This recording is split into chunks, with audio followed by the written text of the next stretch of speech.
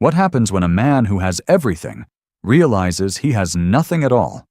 Dorian Vale was a king ruling from a Fifth Avenue skyscraper, a millionaire who bought and sold pieces of the New York skyline. His beautiful pregnant wife, Celine Marin, was his most prized possession. But one rainy Tuesday, his kingdom crumbled. He came home not to a warm embrace, but to a cold, empty apartment and a single white envelope on his pillow. The letter inside didn't just announce her departure, it held up a mirror to a monster he didn't know he'd become.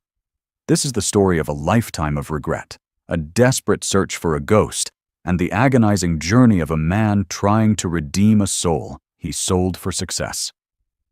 Before we begin, take a moment and comment your city below. It's always fascinating to see where everyone is tuning in from around the world. Now, let's dive in. The rain fell on New York City in relentless gray sheets, blurring the jewels of light from the traffic-choked streets 57 floors below. From his vantage point in the penthouse apartment on Fifth Avenue, Dorian Vale saw the city not as a collection of human lives, but as a complex, beautiful machine he had learned to master. At 36, he was a titan of real estate development, a man whose name was etched onto the glass and steel of the city's newest and most audacious structures. He was a success story written in concrete and billion-dollar deals. His apartment was a testament to this success, a minimalist masterpiece of marble, chrome, and glass. It was less a home than a gallery, curated to project an image of untouchable power and sophisticated taste. It was also, Dorian was beginning to realize, profoundly silent. The silence had grown louder in recent months, a creeping, insidious thing that even the hum of the city couldn't drown out. It was a silence that emanated from his wife, Celine Marin. He found her in the nursery. The room was the only one in the apartment that felt truly alive, painted a soft, dreamy cerulean blue with a mural of gentle, smiling whales swimming through a starry cosmos on the main wall. Celine Marin had painted it herself, every star and every wave a testament to her quiet, patient love. She was standing before the mural now, her back to him, one hand resting on the swell of her belly, 8 months into her pregnancy. "The painter called," Dorian said, his voice echoing slightly in the large, open-plan living space as he walked towards her. He loosened his silk tie, the knot a symbol of the day's corporate battles, one as usual. "He said the shade of white for the trim you picked, Chantilly lace, is on back order. He suggested simply white. I told him to go ahead." Celine Marin didn't turn. "You should have asked me, Dorian." Her voice was soft, almost a whisper, yet it carried a weight that made the vast room feel small. "It's just white paint, Celine. It makes no difference." He came to stand behind her, his hands wanting to go to her waist, to claim the familiar curve of her body. But he hesitated. There was a fragile tension around her, a force field of unspoken feelings he didn't know how to penetrate. "It makes a difference to me," she said, finally turning. Her face, usually a canvas of warmth and light, was pale. Her large hazel eyes, which once looked at him with unadulterated adoration, now held a deep, sorrowful weariness. "The Chantilly has a softer, warmer undertone. The simply white is stark. It's cold, cold." The word hung in the air between them, a perfect description of the apartment, of the city below, of the space that had grown between their two hearts. "I'll call him back," Dorian conceded, a flicker of irritation passing through him. It was just paint. Why did she have to make everything so emotional? He dealt in absolutes, in profit margins and structural integrity. The nuances of her emotional landscape were a foreign territory he had long since stopped trying to map. "Don't bother," she said, turning back to her whales. "It's already done." Later that evening, dinner was another exercise in silence.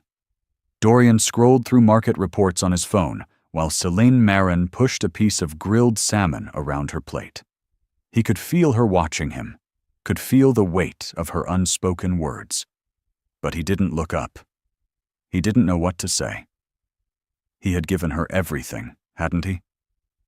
The penthouse, the unlimited credit card, the security of his name.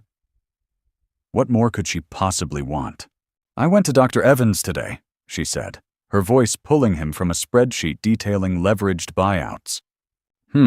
Everything okay?" he asked, his eyes still on the screen. "The baby's heart rate is strong. He's growing perfectly. She said I need to avoid stress."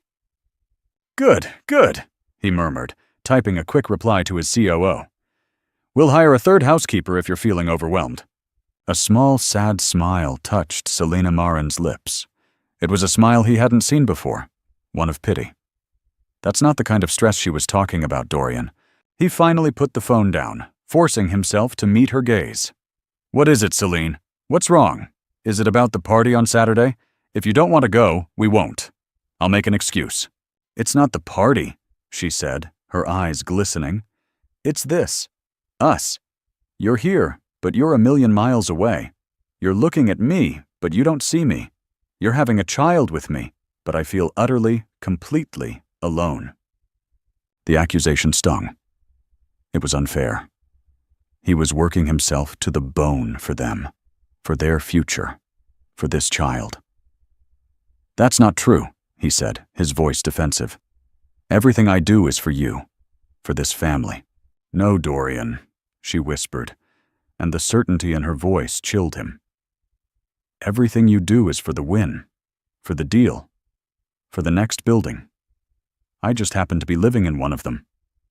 She stood up, leaving her full plate on the table, and walked to their bedroom, closing the door softly behind her. The click of the latch was as loud as a gunshot in the silent apartment. Dorian sat there for a long time, the glow of his phone illuminating a face set in a grim, resentful mask. He didn't understand. He had provided the perfect life. He had built her a gilded cage and filled it with treasures, and still she was unhappy. He picked up his phone again, the familiar world of numbers and deals a comforting balm to the confusing sting of her words. He had a problem with a zoning commissioner in Brooklyn. He would focus on that. It was a problem he knew how to solve. He went to bed late, slipping under the cool, high thread count sheets. Selina Marin was turned away from him, a silent, unmoving form in the darkness. He didn't try to touch her. He simply lay there, staring at the ceiling, the regret of their non-conversation a bitter taste in his mouth. He'd make it up to her, he thought. After this big deal closed, he'd take her away. Maybe to the Maldives. He'd buy her a new piece of jewelry, something shiny to distract her. He fell asleep planning the solution, the way he always did, confident that every problem had a price, a strategy, a fix. He was wrong. He awoke the next morning to the relentless, cheerful sunlight of a city that had washed itself clean. The rain was gone. But the silence in the apartment was different. It was no longer a heavy, oppressive presence. It was a void. An absence. Celine Marin's side of the bed was empty, the sheets cold to the touch. That wasn't unusual. She was often an early riser. But the closet door was ajar. He saw a gap where her favorite suitcase used to be. A prickle of unease ran down his spine. "Celine!" he called out, his voice hoarse. No answer. He walked through the silent apartment. The kitchen was pristine, untouched. The nursery door was closed. He pushed it open, half expecting to find her standing before the mural. The room was empty. The soft blue of the walls seemed to mock him. He walked back into the master bedroom, his heart starting to beat a frantic, unfamiliar rhythm against his ribs. And then he saw it. Propped against the mountain of pillows on his side of the bed was a single white envelope. It was plain, unadorned, with his name written on the front in her elegant, familiar script. Dorian. His hands trembled as he picked it up. It felt impossibly heavy. He sank onto the edge of the bed, the mattress sighing under his weight, and tore it open. The letter inside was written on the same thick, creamy stationery she used for her thank you notes. There were 3 pages, filled with her handwriting. He saw the faint, dark smudges of teardrops blurring some of the ink. He began to read. My dearest Dorian, if you are reading this, it means I have finally found the courage to do what I should have done a long time ago. I have left. Please, do not try to find me. There is nothing a private investigator or a dozen of your high-powered lawyers can do. I am not a problem to be solved or a negotiation to be won. I am a person, and I am gone. I used to love you with a ferocity that scared me. I remember the man I met at that little gallery in Chelsea. The one who didn't just look at the price tag of a painting, but at the brushstrokes. The one who asked about my dreams, not just my name. He listened. He saw me. I don't know where that man went, Dorian, but he hasn't lived in this apartment for a very long time. You have given me a beautiful cage, but I have been slowly suffocating in it. You surrounded me with luxury, but starved me of affection. You are preparing to be a father, but you have forgotten how to be a husband. I watched you at dinner last night, your face illuminated by the cold blue light of your phone, and I finally understood. Your heart is not here. It is in the skyline, in the next deal, in the relentless pursuit of more. And I will not, bring our child into this world of emotional poverty. Our son deserves to be more than a future heir to a real estate empire.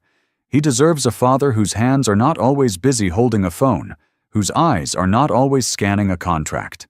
He deserves laughter and bedtime stories, and a father who is present in spirit, not just in body. I looked at you, and I knew with a bone-deep certainty that you could not give him that.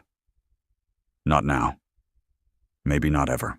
And then there is the other reason, the one my heart shattered to discover, and my pride tried so hard to ignore. I know about Vera Nocturne. I've known for months. The late-night board meetings, the scent of a perfume that wasn't mine on your coat, the transactional coldness in your eyes when you thought I wasn't looking. Did you think I was stupid? Or did you simply not care enough to be more careful? I think I know the answer. She is a part of your world, the world of deals and assets. I suppose, in your mind, it was just another merger. That betrayal was the final key that unlocked my cage. It wasn't just my heart you broke. You broke the foundation of our family before it was even built. You broke the promise we made, and for that, I can never forgive you. I have taken nothing that you would consider of value. Only my clothes, my painting supplies, and the child you helped create but have never truly known. Do not worry about us. We will be safe. More importantly, we will be free. Perhaps one day you will look around at your kingdom of glass and steel and realize how empty it is. Perhaps you will remember the man who loved art and dreamed of more than just buildings. Perhaps you will feel an ounce of the regret that I feel for what we have lost. Goodbye, Dorian. Selena. The pages slipped from his numb fingers and fluttered to the floor. The world tilted on its axis. Vera Nocturne. It had meant nothing. A stupid, meaningless distraction. A transaction, just as Celine Marin had said. How could she put that on the same level as everything else? How could she leave over white paint and a meaningless fling? The initial shock gave way to a surge of pure, unadulterated rage. How dare she? He would find her. He would drag her back. He would fix this. He grabbed his phone, his thumb hovering over the contact for Calder Wynn, the best private investigator money could buy. This was just another problem. A bigger, more complicated problem, but a problem nonetheless. He stood up and stalked to the window, staring down at his city, his kingdom. But for the first time, it didn't look like a machine he had mastered. It looked like a cold, indifferent maze. He looked at his reflection in the glass, a powerful man in a multi-million-dollar penthouse. And behind that reflection, he saw the empty nursery, the pale blue walls, and the ghost of a woman who had seen him more clearly than he had ever seen himself. The first tremor of a regret so profound it felt like a physical illness shook him. The rage began to curdle into something else, something cold and terrifying. Fear. He had just lost something that wasn't on any balance sheet, and for the first time in his life, Dorian Vale had no idea how to get it back. The first 48 hours were a blur of controlled fury. Dorian moved through his life with the brutal efficiency of a man launching a hostile takeover. His target, his own wife. "I want her found, Calder," Dorian barked into his phone, pacing the length of his living room like a caged panther. The letter lay on the marble coffee table, a constant searing accusation. "I don't care what it costs. I want to know where she is, who she's with, and what she had for breakfast.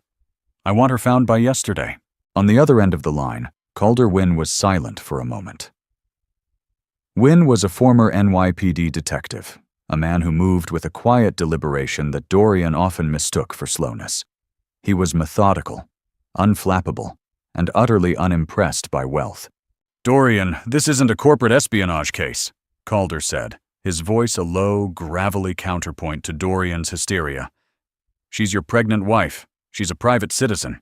She hasn't broken any laws by leaving." "She's carrying my son!"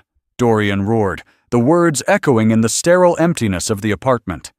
"She took my son!" "She took her son," Calder corrected him gently but firmly. "And from the sounds of it, she left you a detailed explanation as to why. Have you considered that finding her might not be the answer right now?" "Just find her," Dorian snarled and hung up. He didn't wait. He unleashed the full arsenal of his power. He had his legal team check for any large withdrawals or credit card activity. Nothing? He had his tech security guy, a wiry genius he kept on an exorbitant retainer to protect his company from cyber threats, try to trace her digital footprint. It was a ghost town. Her social media accounts were deleted. Her email was deactivated. Her phone was disconnected. The digital life she had maintained as Mrs. Celine Marin Vale had been systematically and cleanly erased. It was a professional-level disappearance. A chill went down Dorian's spine. This wasn't a spur-of-the-moment emotional decision. This was planned, meticulously. For weeks, maybe months, while she had been smiling sadly at him across the dinner table, she had been plotting her escape. The second call he made was to Vera Nocturne. She answered on the second ring, her voice husky and suggestive. "Dorian, I was wondering when you'd call. I have the preliminary designs for the Hudson Yards lobby."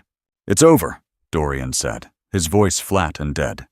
There was a stunned silence. "What? What are you talking about? We have a meeting tomorrow." "Not the project. Us. Whatever this was, it's over. Don't call me again unless it's about work." "Dorian, wait," she began, her voice shifting from seductive to sharp. "You can't just—" He hung up on her too. He swiped her contact and deleted it, a hollow, symbolic gesture.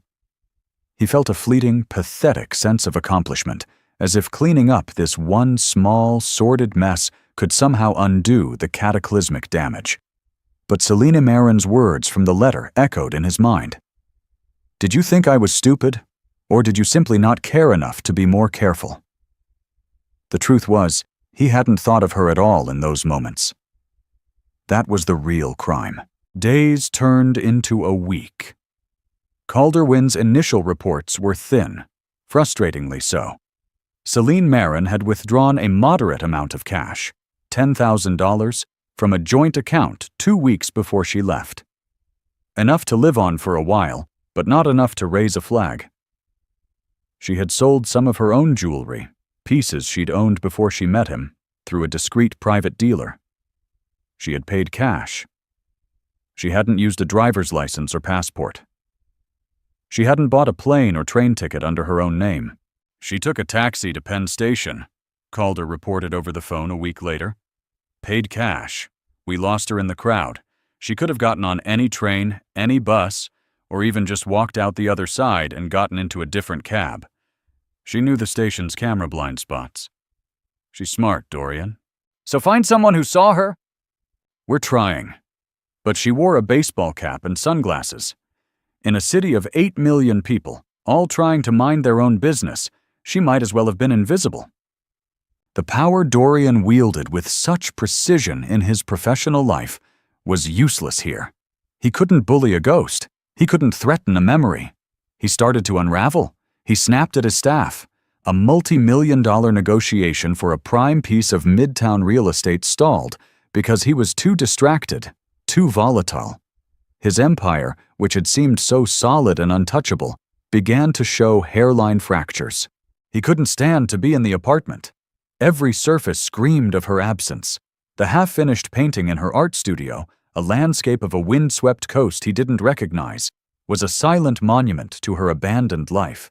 He found himself wandering into the nursery, the soft blue walls closing in on him.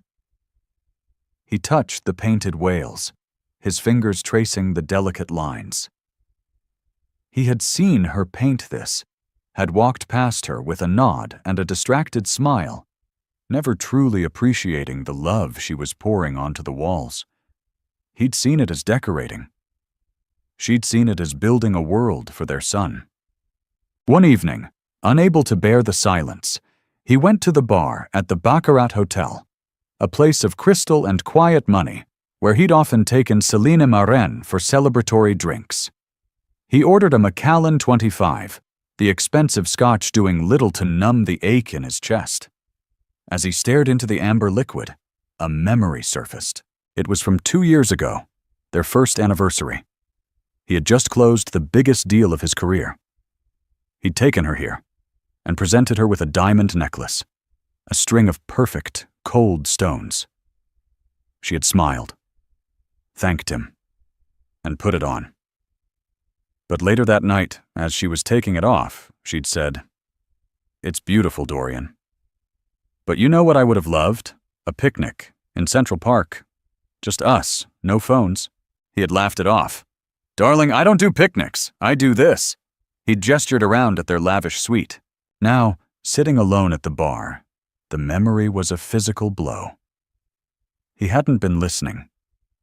She had been speaking a different language, one of connection and simple moments, while he had only been fluent in transactions and grand gestures. He had been trying to buy her happiness when all she wanted was his time. A month after she vanished, Calder called with a potential lead. A woman matching Selina Marin's description had been seen in a small town in Vermont, buying art supplies. Dorian's heart leaped. He was in his car, a sleek black Aston Martin, and heading north within the hour, a frantic, desperate hope clawing at his throat. He drove for 4 hours, the city skyline receding in his rearview mirror, replaced by the green tapestry of the countryside. He arrived in the picturesque town of Woodstock, a place of covered bridges and quaint storefronts. It felt like a different world. It felt like a world Selina Marin would love. Calder had given him the name of the art supply store. Dorian walked in, the bell over the door chiming softly. An older woman with kind eyes and paint-stained fingers looked up from behind the counter. Dorian showed her a photo of Selina Marin from his phone, a picture of her smiling on a beach in the Hamptons, the sun catching the light in her hair. The woman studied the photo. "Yes," she said slowly.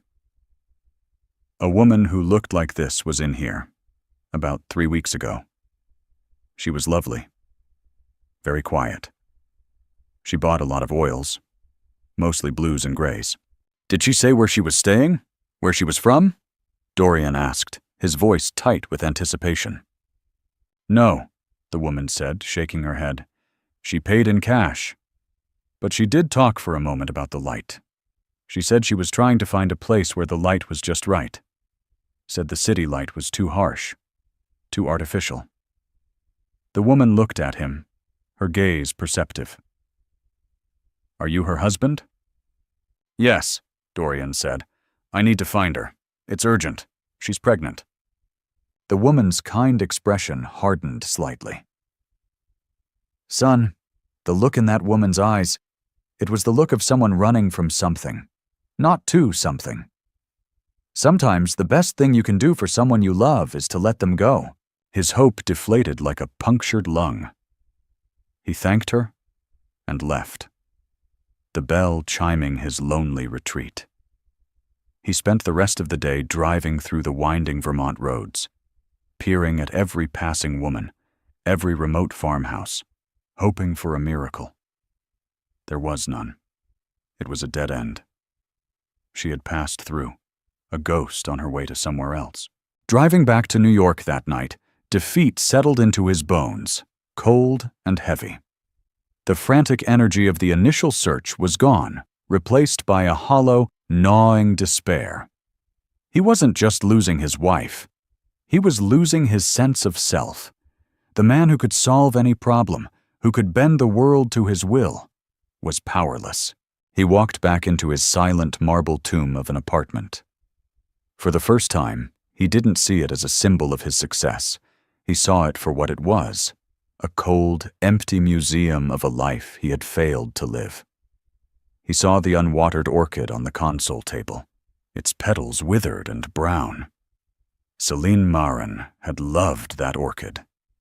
He had never once thought to water it. It was a small thing, a stupid thing. But in that moment, the dead orchid felt like the perfect metaphor for his marriage. He had provided the beautiful vase, the expensive room with the perfect view, but he had neglected to provide the one thing it needed to survive. He sank onto a ridiculously expensive Italian sofa, not in anger, but in a profound, soul-crushing emptiness. The search was futile because he was searching for the wrong thing. He was trying to find her location, a point on a map. But the real loss, the thing he had to find, was something inside himself. And he was beginning to suspect it wasn't there anymore. The failure in Vermont marked a turning point. The frantic outward search, fueled by anger and the desperate need for control, slowly fizzled out, replaced by a torturous inward journey. The autumn leaves turned from green to gold to a brittle brown, carpeting Central Park in a melancholic blanket. The city donned its festive lights for the holidays, but for Dorian, the cheerful glow only seemed to accentuate the darkness within him. His professional life, once the bedrock of his identity, became an unbearable chore. The thrill of the deal was gone. He'd sit in boardrooms surrounded by men who spoke his old language of leverage and acquisition, and their words would sound like meaningless noise. He'd stare out the window of his corner office at the spires of the city, the buildings he'd helped raise, and feel nothing but a hollow echo. He was an architect of a world he no longer wanted to inhabit. His partners grew concerned, whispering about his distraction, his sudden lack of ruthlessness. The Vale Empire, for the first time, looked vulnerable. Dorian stopped trying to fill the silence of the apartment. He let it consume him.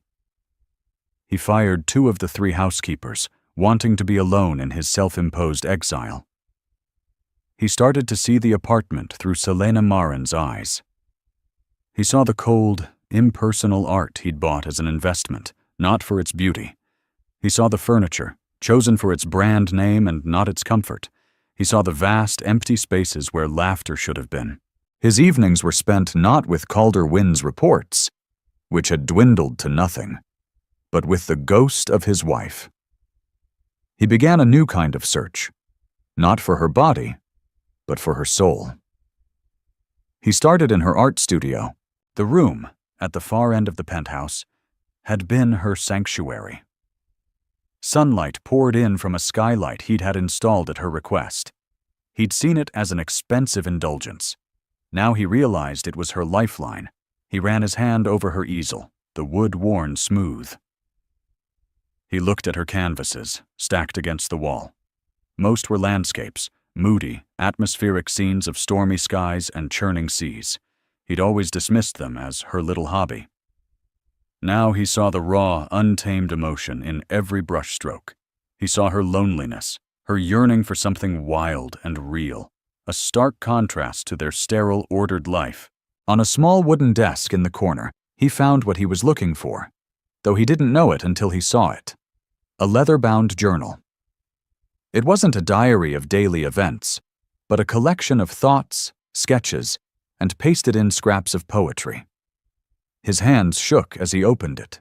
Reading it felt like a profound violation, yet he couldn't stop. It was the only way to hear her voice again.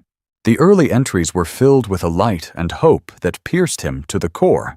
October 12th. Met a man named Dorian tonight. He has the most intense eyes, like he's trying to solve the world. But when he looked at my paintings, he fell silent. He didn't talk about market value. He asked me what I was feeling when I mixed the blues for the sky. I think I'm in trouble. Dorian had to close the book, a sob catching in his throat. He remembered that night. He remembered being struck by her sincerity, a quality as rare as a flawless diamond in his world. He had been that man. Where had he gone?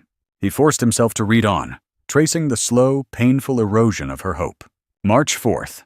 Dorian closed the Sterling Tower deal. He was electric, a force of nature. He bought me a Cartier bracelet to celebrate. I wish he'd just come home and we could have ordered pizza and watched a movie. The bracelet is beautiful, but it feels so heavy on my wrist. August 21st. I told Dorian I was pregnant. For a moment, just a moment, I saw the man I fell in love with. He was stunned.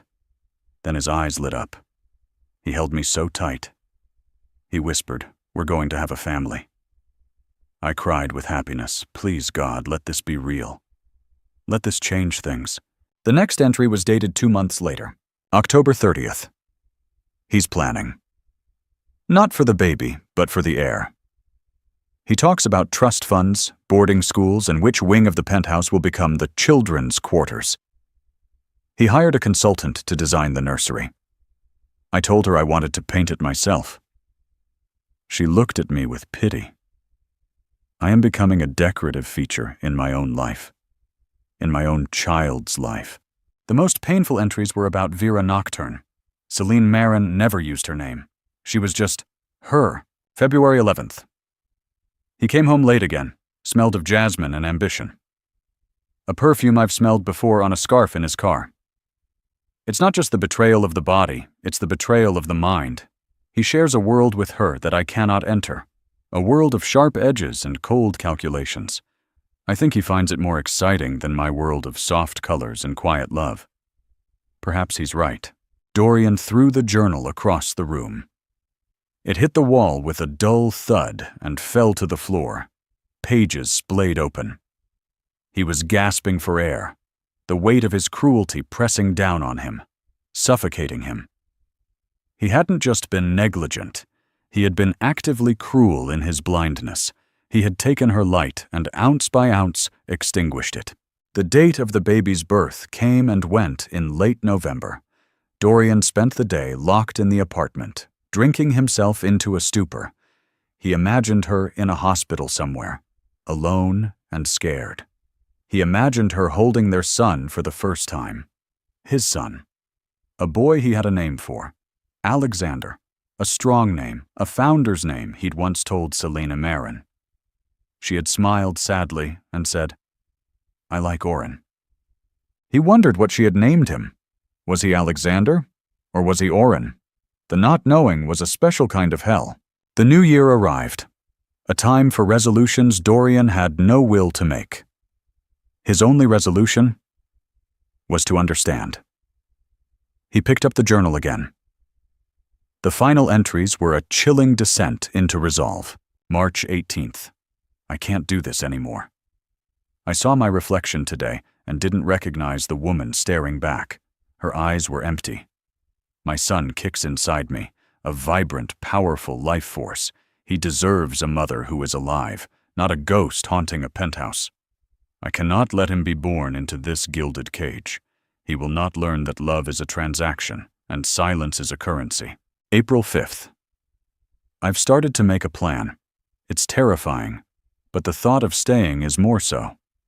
I am erasing myself bit by bit, so I can be reborn somewhere else. For him, I will take him to a place with a wide-open sky, a place where he can hear the ocean and feel the wind, a place where his mother's smile is real. The final entry was a single devastating line. April 29th. Goodbye, Dorian. I hope one day you forgive yourself. I don't know if I can. He finally understood. This wasn't an act of revenge. It was an act of preservation. She hadn't run from him in anger. She had run to save herself and their child. The psychological conflict within him reached a crescendo. The arrogant tycoon and the broken man were at war. For months, he had been mourning his loss, his wounded pride, his shattered control. Now, for the first time, he began to mourn for her. He mourned the pain he had caused her, the joy he had stolen from her, the beautiful, hopeful heart he had so carelessly broken. His regret was no longer a selfish ache. It was a profound, empathetic sorrow. And with that shift, a sliver of light pierced his self-inflicted darkness. The rage was gone. The desperation was gone. All that remained was a vast, quiet ocean of remorse. He knew he had to change. Not to win her back. He had lost that right forever. But to honor the man she had once believed he was. He picked up the phone, but this time, he didn't call Calder Wynn. He called the head of his foundation, the charitable arm of his company he'd always treated as a tax write-off and a PR tool. "Elias," he said, his voice raspy but clear. "We're going to make some changes. Big changes. Liquidate the holdings in the Veyron project? Yes, all of them. We're going to start a new fund, a grant for undiscovered artists, specifically young women. We'll call it the Celine Marin Grant." He was deconstructing his empire, piece by piece, and trying to build something that she might have admired. It was too little, too late. He knew that. But it was a start. It was an apology whispered into the void, a penance for a lifetime of sin he was only just beginning to comprehend. He was no longer searching for his wife. He was searching for his own soul. The years that followed were a quiet, steady dismantling of the man Dorian Vale had been. The process was not a dramatic overnight transformation, but a slow, arduous chipping away at a lifetime of hardened ego. Regret was his constant companion, a shadow that walked with him through the now hushed corridors of his life. He started by selling the penthouse. The decision shocked his business partners and the society pages that had once chronicled his every move. To them, the Fifth Avenue apartment was the ultimate symbol of his arrival, the peak of the mountain. To Dorian, it had become a mausoleum of his failures, every marble surface reflecting a painful memory. He sold it at a loss to a Russian oligarch, not caring about the money. He just wanted out. He moved into a modest but elegant brownstone in the West Village, a neighborhood with tree-lined streets and a sense of history. The space was smaller, warmer, filled with wood and books instead of chrome and glass. For the first time in his adult life, he lived in a home, not a statement. He began to systematically restructure his company. The aggressive, borderline predatory tactics that had made him a legend were phased out. He pulled out of deals that would displace long-term residents, he invested in sustainable green building practices, and he championed projects that included community spaces and affordable housing. His old rivals called him soft. His COO, a man who had worshipped Dorian's killer instinct, resigned in protest. Dorian let him go, without a fight. Profit was no longer the sole metric of his success. He was building a legacy Selina Marin would not have been ashamed of. The Selina Marin Grant became his quiet obsession. He poured millions into it. Not just his money, but his time. He, the man who couldn't be bothered to look at his wife's paintings, now spent his weekends in dusty art studios in Brooklyn and the Lower East Side, talking to young artists. He learned to listen again. He learned to see the world not as a balance sheet, but as a canvas of human emotion. He saw Selina Marin in every hopeful, paint-splattered young woman he met. He was funding their dreams in a desperate, futile attempt to atone for having crushed hers. He never stopped paying Calder Wynne. The PI had become less of an investigator and more of a confessor. Once a month, they would meet for coffee. The pretense of the active search was long gone. The meetings were a ritual of remembrance. "Anything?" Dorian would ask, the question a hollow echo of its former urgency. "Nothing, Dorian," Calder would reply gently. "It's been 5 years. Her trail is colder than a morgue slab. She did a masterful job." "She was masterful at everything she cared about," Dorian would say, a sad smile touching his lips. He no longer felt anger at her skill in disappearing, only a profound sense of respect. He never dated. Women were still drawn to him. The aura of power, though muted, was still there, now overlaid with a tragic, romantic mystique. But he was uninterested. It would feel like a betrayal, not to Selina Marin, but to the memory of his own failure. He was a monk in a monastery of his own making, his penance a life of quiet solitude. He kept only a few mementos of his former life with her. The half-finished painting from her studio now hung over the fireplace in his brownstone. The landscape of the windswept coast was a daily reminder of the world she had yearned for. He also kept her journal, not to torture himself with the painful memories, but as a sacred text, a guide to the man he was trying to become. One crisp autumn evening, 7 years after she had vanished, Dorian was at a small gallery in Chelsea, attending an exhibition for one of the first recipients of the Selina Marin grant. The artist, a fiercely talented young woman named Isla Rowan, was giving a speech. "I wouldn't be here without this grant," Isla said, her voice thick with emotion as she stood before her large, vibrant canvases. "It's not just the money. It was the belief. The founder of this grant, who wishes to remain anonymous, gave me the freedom to fail, the space to create, and the encouragement to speak my truth through my work. It's a gift of presence, not just of wealth. A gift of presence." The word struck Dorian with the force of a physical blow. It was the very thing Selina Marin had accused him of withholding. He stood at the back of the crowded gallery, a ghost in his own life, and felt a tear slide down his cheek. He had become the man Selina Marin had needed, but 7 years too late. Later, as the crowd thinned, Isla approached him. "Mr. Vale, thank you for coming. It means the world to me."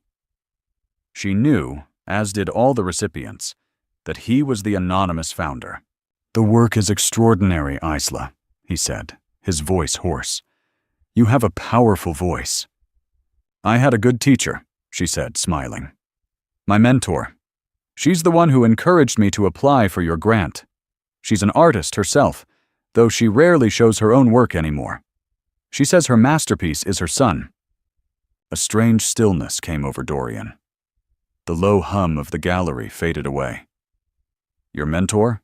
he asked, his heart beginning a slow, heavy drumbeat against his ribs. "Yeah, she's amazing," Isla gushed, oblivious to the storm brewing inside him. "She lives up in Oregon, a tiny town on the coast called Cannon Beach. She moved there years ago from back east. Her name is Selina Marin Vance." The world tilted. Vance. Selina Marin's mother's maiden name. Oregon. A tiny town on the coast. The windswept landscape in the painting above his fireplace.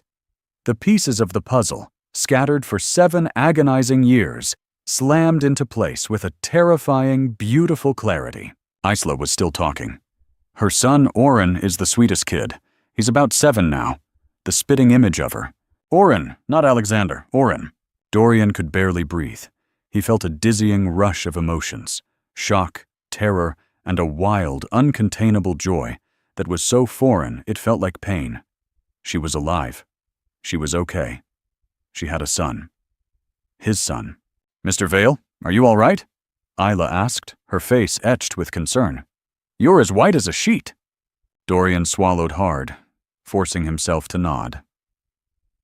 "Yes, fine. Just a bit overwhelmed by the beauty of your work. He managed a weak smile. Excuse me, I need to get some air. He walked out of the gallery and onto the cool Chelsea street, his legs unsteady. He leaned against the cold brick of the building, gulping in the night air. He had the answer. After 7 years, 2,055 days of regret, he had a location. Cannon Beach, Oregon. The old Dorian would have been on a private jet within the hour. He would have descended on the town with a team of lawyers, ready to claim what was his. He would have made demands, asserted his rights, torn her peaceful world apart in his selfish need for reunion. But he was not the old Dorian. He stood there on the pavement, the city lights blurring through his tears, and was faced with the ultimate test of his redemption. What do you do when you find the thing you've mourned for a lifetime? He knew he had no rights. He had abdicated them in a storm of neglect and betrayal. Showing up on her doorstep would be an act of supreme selfishness, a violation of the peace she had fought so hard to create for herself and their son. His penance demanded one final sacrifice. To truly love her, he had to let her go. Even now that he knew where she was, he could not, would not, be the storm that wrecked her beautiful, wind-swept coast. But he had to see him. Just once. He had to see the son whose existence had reshaped his own. He would go not as a father, not as a husband, but as a ghost. He would see, and then he would vanish, leaving her to the life she had chosen. It was the only way to prove he had truly changed. It was the only way to finally forgive himself. The flight to Portland was the longest 3 hours of Dorian's life. He flew commercial, wedged into a window seat in coach, the anonymity a comfort. The man who once crisscrossed the country in a Gulf Stream now watched the patchwork of America slide by beneath him, a landscape of lives he knew nothing about. He was just another man on a journey, his heart a tangled mess of hope and dread. From Portland, he rented a nondescript sedan and drove west, towards the coast.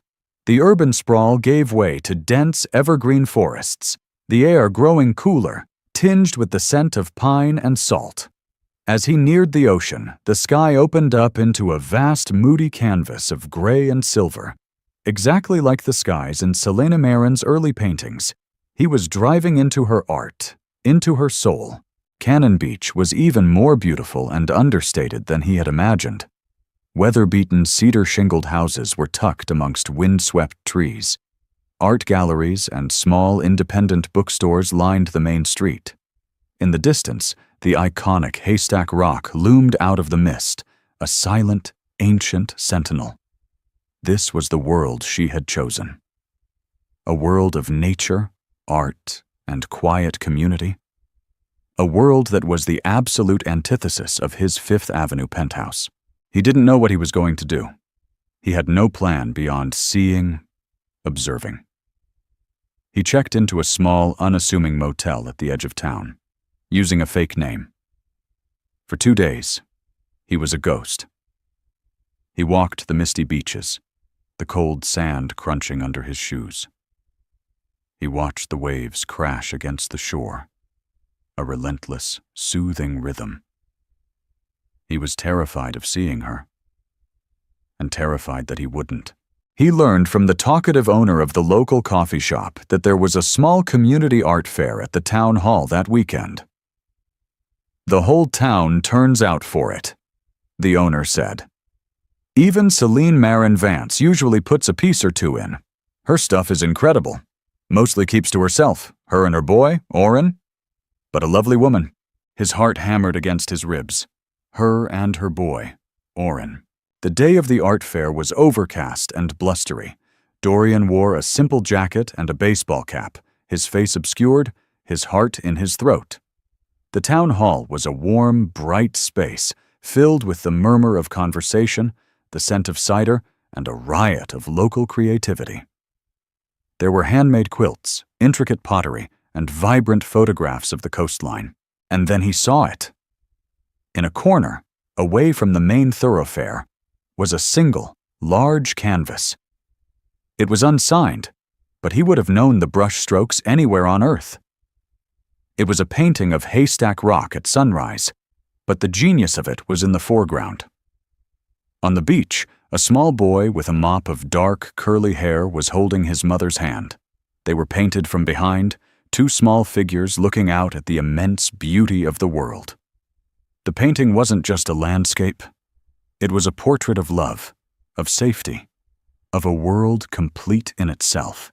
He was so engrossed he didn't notice the small figure who darted past him, laughing. "Oren, slow down." The voice. It was hers. Older, richer, but unmistakably Celine Marin's. Dorian's blood ran cold. He froze, his back to her, his hand gripping the edge of a display table to steady himself. He forced himself to turn, slowly, carefully. And there she was. She was more beautiful than he remembered. The years had been kind to her. There were fine lines around her eyes, but they were smile lines.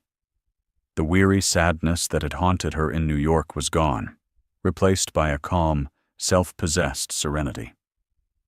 She was dressed simply, in jeans and a worn wool sweater, her hair tied back in a loose ponytail. She was radiant, she was whole, and next to her, clutching a cookie, was the boy from the painting. He had Celine Marin's hazel eyes and gentle smile, but he had Dorian's dark, curly hair and the determined set of his jaw. He was a perfect, heartbreaking fusion of the two of them. He was Oren, his son. Oren looked up, and his eyes, for a fleeting, random second, met Dorian's from across the room. It was like looking at a ghost of himself, at a life he should have had.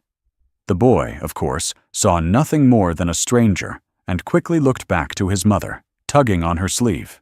Celine Marin laughed, a sound so pure and lovely it broke Dorian's heart all over again, and knelt to wipe a smudge of chocolate from her son's cheek.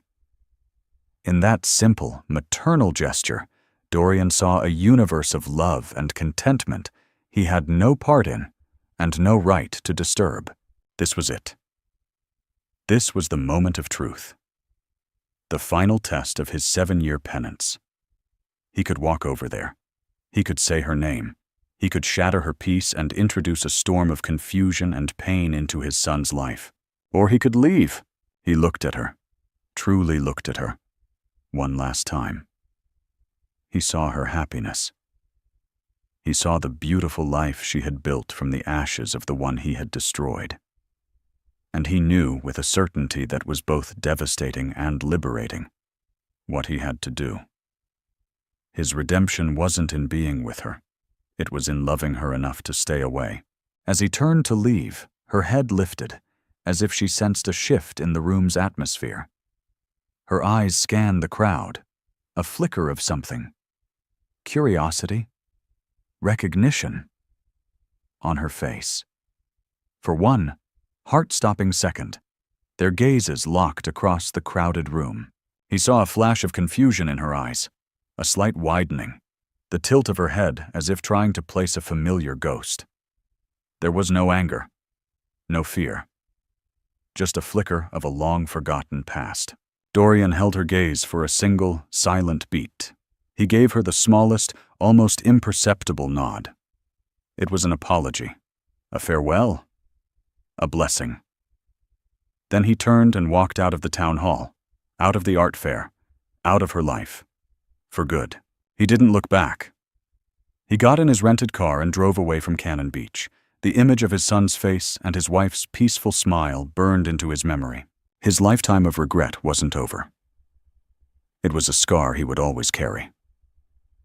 But as he drove back towards the airport, a profound, quiet peace settled over him for the first time in 7 years. He had lost his wife and son, but he had finally found himself. He had become a man worthy of their memory, and that, in the end, was its own form of salvation.